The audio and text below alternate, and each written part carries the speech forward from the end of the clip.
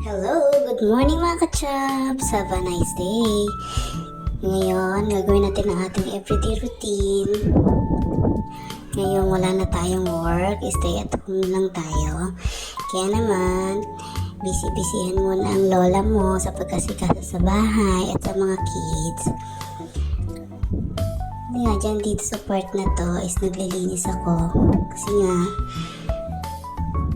kagabi, sobrang pagod ang lola mo. And then, almusal na muna tayo. Tamang kape-kape lang muna. Ang painit ng sikmura, pampalakas. At syempre, bibisa na naman ng gulo. Nagising ang bata, ayun. Gusto niya talaga siya kumakain mag-isa.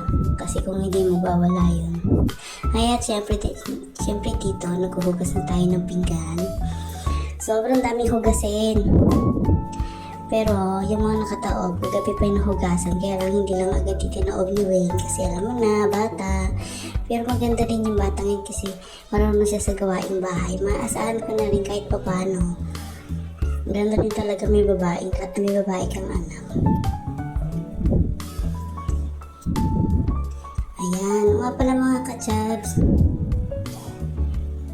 Sa mga kapwa kong nanay na nag-stay at home, na busy mag-alaga ng bata,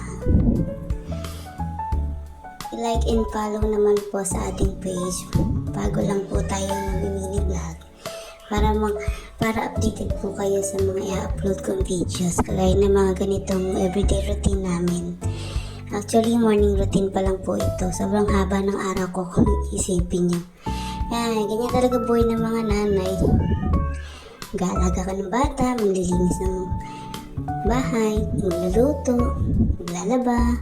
It's okay, masaya naman. At least, nagagampanan ko yung maayos yung trabaho ko na hindi ka mag-aalala na kung saan sila mapupunta. Mapapabuti sila kasi ikaw mismo nag-aalaga at malayo